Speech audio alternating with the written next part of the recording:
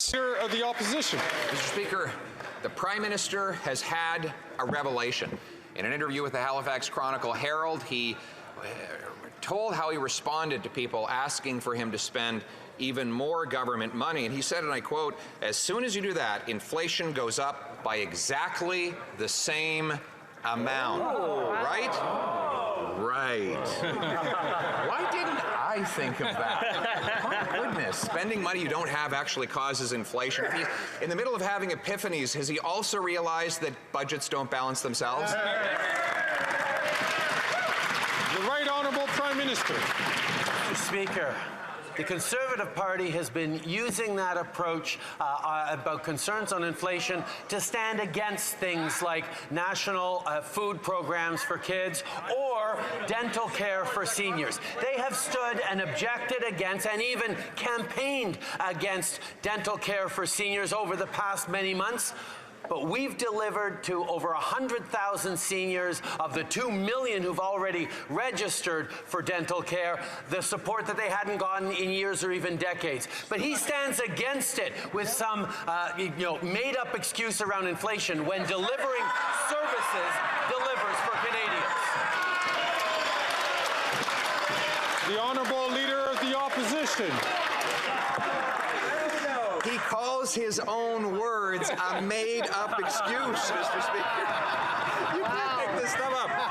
He said that when people ask him, can you send us more benefits or send us an extra $1,000 a month?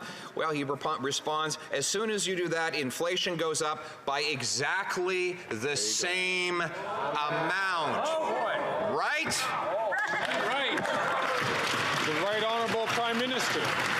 Speaker, that is exactly why over the past years we've been focused on bringing down inflation by supporting Canadians, and it is working. For the past 4 months, Mr. Speaker, inflation has been down in the Bank of Canada target range, while we continue to increase supports for Canadians, increase dental care for Canadians with Conservatives that campaigned against, supports for seniors, supports for young people, increased investments in childcare, bringing childcare fees down to $10 a day. These are the investments we're making that do not add to inflation, but add to Canadians' well-beings as they're making ends meet. That's what we stand for, Mr. Speaker.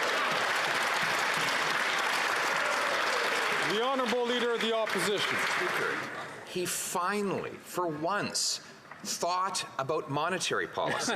He said, as soon as you spend more, inflation goes up by exactly the same amount. Right. And he is right for once. But repeating the same costly promises that he has already broken does not change that fundamental monetary rule. So will the Prime Minister acknowledge that, yes, the economy is about numbers, that people pay their rent in numbers, their gas in numbers, their groceries in numbers, and that the numbers are too high? The Right Honourable Prime Minister. Fundamental difference in perspective between the Conservatives and this Liberal government. The macroeconomic situation of Canada is one of the best in the G7, one of the best in the world. And the independent credit rating agencies continue to give us AAA scores. The federal government is doing well, but Canadians need support. So we are choosing to deliver supports to Canadians with this solid fiscal position. Dental care, a national food policy, national disability benefits, help for housing and investments in the kind of supports for Canadians that he has stood against every step of the way, Mr. Speaker.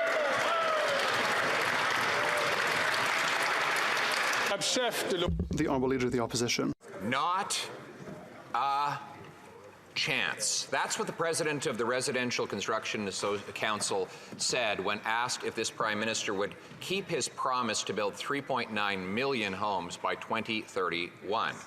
So let's hear it from the Prime Minister. To reach that target, he'd have to build 550,000 homes per year.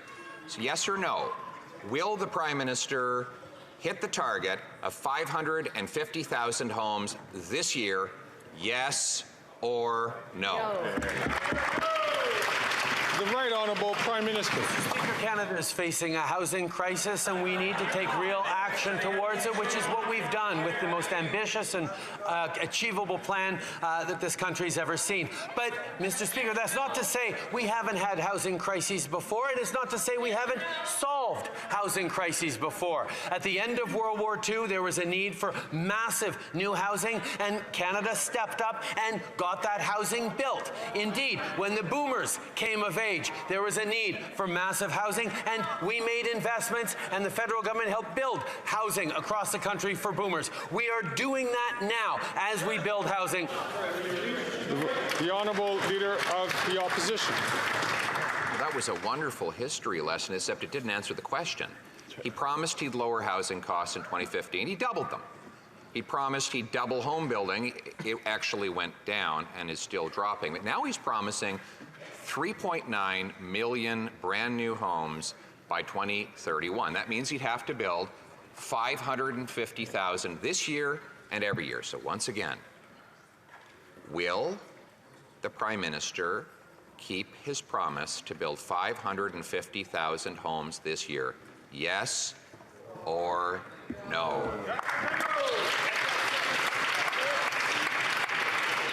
The Right Honourable Prime Minister. Mr. Speaker, the Leader Opposite speaks of 2015. Well, we took office with a commitment to get this government back, the federal government back in the business of building housing. We launched a national housing strategy in 2017 that put 2.5 million Canadians into new or refurbished homes, and we've continued to invest ever since. We're building homes on public lands. We're converting underused federal offices into homes. We're taxing vacant lands to incentivize construction. We're building apartments, bringing rents down with top-ups to the apartment construction loan program. We're scaling up modular housing. We're launching Canada Builds to lead a Team Canada effort to build more homes and more, Mr. Speaker.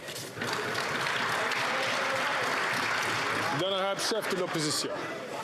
The question was not how quickly he could read off talking points written for him by his staff. The question was whether he's going to break yet another housing promise. Remember, he promised he'd lower housing costs, he doubled them. He promised he'd double the number of homes built, they went down. Now he's promising 3.9 million new homes by 2031. That means 550,000 new homes this and every year. Will he keep that promise? Yes or no? The Right Honourable Prime Minister. Speaker, the Leader of the Opposition's criticism is there's too many measures in our housing plan. Housing should be solved by a simple one-size-fits-all solution, according to the Leader of the Opposition. That's perhaps how he managed to build only 6 affordable homes when he was Minister of Housing. Because yes, we have a broad range of initiatives that are delivering on housing, like topping up the Housing Accelerator Fund with $400 million, a new $6 billion Canada Housing Infrastructure Fund to help communities build. We're leveraging transit funding to build more homes. We're launching a housing design catalog. We're incentivizing more skilled trade workers.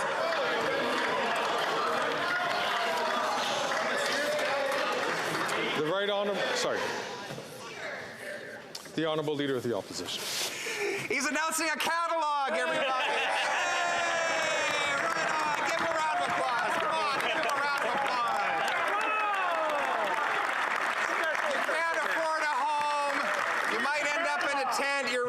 Doubled, but hey, you've got a brand new catalog. Mr. Speaker, the question was, will he build 550,000 new homes, yes or no?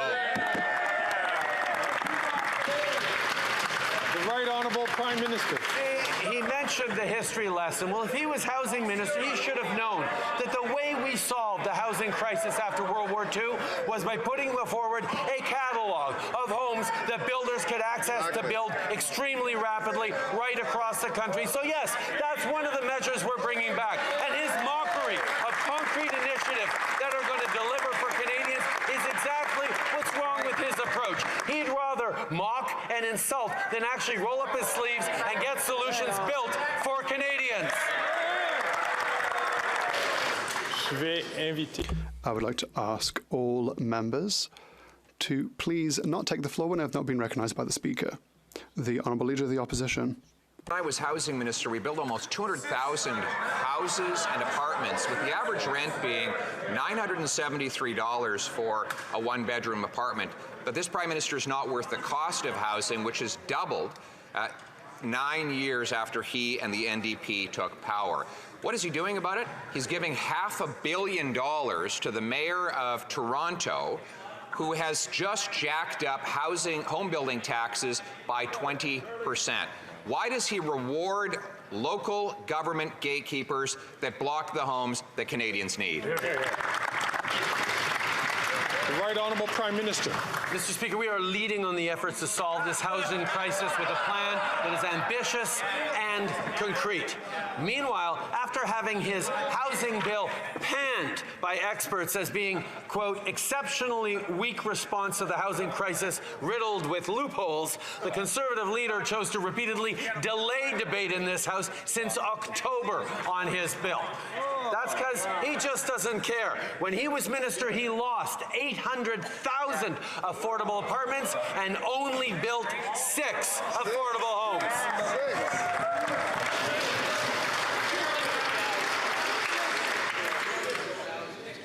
The Honourable Leader of the Opposition. Actually, the number is closer to 200,000, but the Prime Minister's never been very good with numbers, right? So the Prime Minister cites the government-funded bureaucrats and liberal academics to bolster his approach, which has doubled housing costs in just 9 years, partly because he gives money to municipalities and politicians like Winnipeg, where they just blocked 2,000 homes right next to a government-funded transit station built for those homes. Why won't he accept my common sense plan to give bonuses to those municipalities that permit more building and penalties to those that stand in the way? The Right Honourable Prime Minister. Mr. Speaker, we criticize rightly the Leader of the Opposition, who, when he was housing minister, only built 6 affordable homes for Canadians across the country. But it is understandable, Mr. Speaker, because he was part of a government that took the federal government out of the building of affordable housing. They chose that the federal government had nothing to do with housing across the country. That's why for 10 years of non-involvement of the federal government, that leaves echoes. We've stepped up and invested in communities, invested in partnerships. We're getting the homes built. We're delivering for Canadians. The Honourable Leader of the Opposition. Sure. Housing costs have doubled since he became Prime Minister. They were half when I was housing minister. Housing costs have gone up 40% faster than wages, a bigger gap than in any other G7 country. Why? Because he's building bureaucracy and not homes. Why won't he accept my common sense plan to require municipalities permit 15% more building, sell off 6,000 federal buildings to build homes, and cut taxes so builders can build? The Right Honourable Prime Minister. Mr. Speaker, just like when he was housing minister, his solution is to do less to help Canadians, to invest less in supporting municipalities as they build housing, to get out of the way and leave Canadians to fend for themselves. That is his political philosophy. It is a political philosophy. It's just not the one that supports Canadians. It's not the one that is delivering for Canadians as we step up with the most ambitious and achievable housing plan this country has ever seen. We will continue to be there to invest in housing accelerators. We will be there to continue to take the GST off of purpose-built apartments. We will be there for Canadians. The Honourable Leader of the Opposition. About austerity, well, I think that the Bransfield family of 4 in Calgary can tell him all about austerity, because that's what they're living right now because of his housing hell, his carbon taxes, and his inflation. They said, close quote, "We're having to choose between paying a bill or getting food, and that can be really hard. It makes things really difficult, and I just don't see an end in sight." Will the Prime Minister accept our common sense plan to axe the tax, fix the budget, build the homes, so that the Bransfield family and so many others can eat, heat, and house themselves? The Right Honourable Prime Minister. Mr. Speaker, I disagree with the Leader of the Opposition who wants to take away the Canada carbon rebate checks that arrive 4 times a year in the bank accounts of the Bransfield families. Indeed, 8 out of 10 Canadians, according to the Parliamentary Budget Officer, are better off with the Canada carbon rebate as we fight climate change with the price on pollution. 8 out of 10 Canadian families from coast to coast in the jurisdictions where the carbon price applies are better off. That includes, most likely, the Bransfield family, and we will continue to be there for them.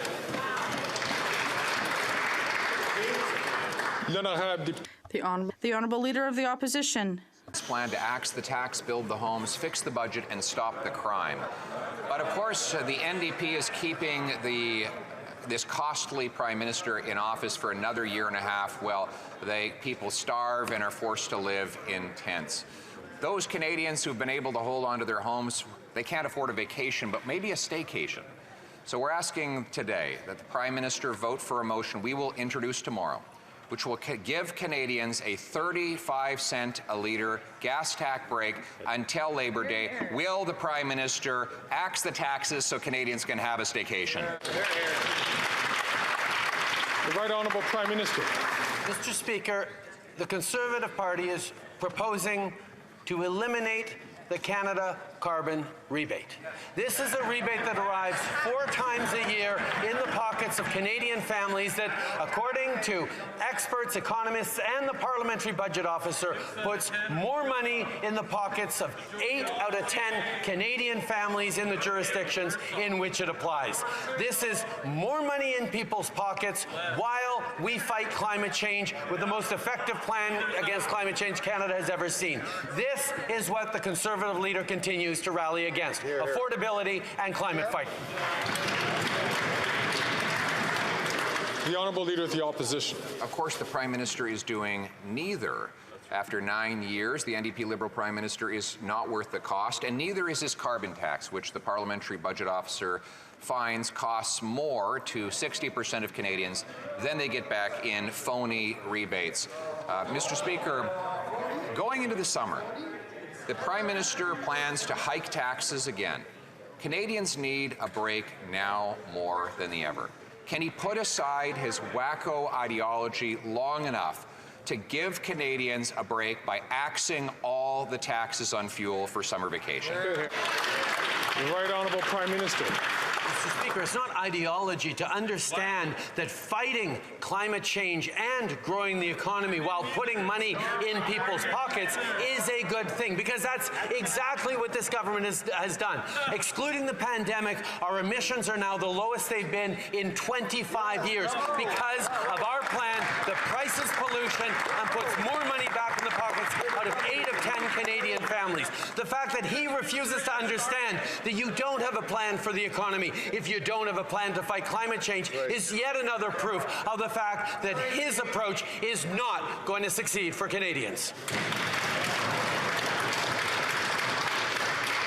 The Honourable Leader of the Opposition. Speaker, he ranks 62nd out of 67 countries on fighting climate change. This after he's brought in a 17-cent a litre carbon tax, a tax that he wants to nearly quadruple up to 61 cents a litre if, God forbid, he's ever elected. We have 2 million people lined up at food banks, a quarter of Canadians skipping meals because they can't afford food.